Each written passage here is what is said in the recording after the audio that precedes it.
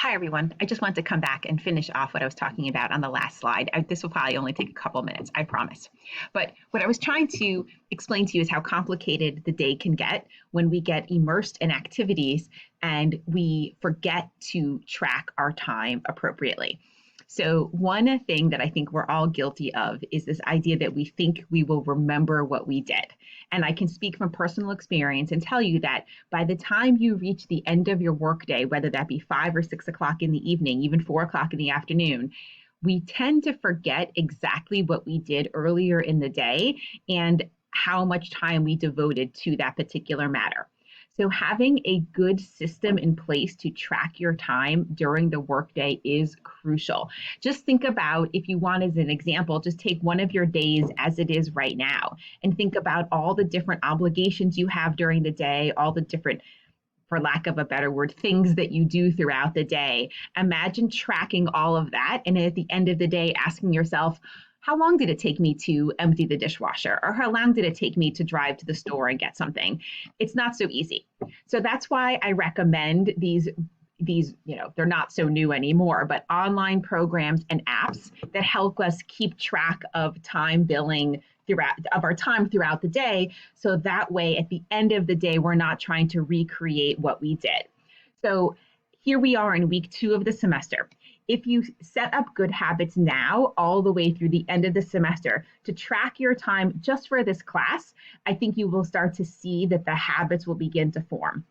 If you'd like to practice tracking your time doing other tasks, whether they be for other classes or other parts of your life, and you want to include that on your timesheet, you're welcome to. You're not required to, but if you want to just see what it's like to track all of your time, give it a whirl and see what you think.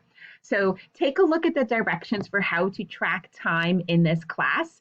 Again, I'm interested in what you have worked on for watching these videos, reading the textbook, drafting your discussion board response, and working on your homework. So that's what I want to have you keep track of.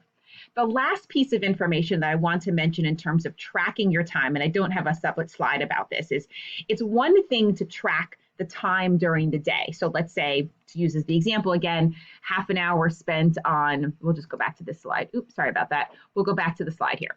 Let's say you spent half an hour working on research for breach of contract against the flour vendor. How do you describe that? This is something important to keep in mind because the description that you track for what you did for that particular client will get folded in and become part of the bill that goes to the client, and the client will read that. So very often, again, talk to your law firm and see if they have a certain methodology that they'd like you to use. But usually the descriptions are descriptive enough that your supervisor and your client will know what you're working on, but it doesn't have to be down to the nitty-gritty detail. So let's say you're researching breach of contract defenses in a lawsuit involving this flour vendor. So you can write something like research breach of contract matter or research breach of contract defenses. Do you have to list all the particular defenses that you used? No. Do you have to list all the different reporters and different books that you used? Generally, no. We don't have to get down to that level of detail. So not that level of detail, but on the other hand, not so vague as to just write research. So it's usually research regarding and then a few words describing that, or draft letter to court regarding deadlines. Something that gives it like a little bit of information so that both the client and your supervisor know what you did. Think about it from a client's perspective. You would not want to get a bill in the mail that just said research, drafting, looking at documents. You'd be like, I don't know what that is. What did you do for me? I'm paying you for this time. But on the other hand, you don't need a whole full paragraph of what you worked on. Usually there's somewhere in the middle. Talk to your supervising attorney about the appropriate level of detail to put in your description.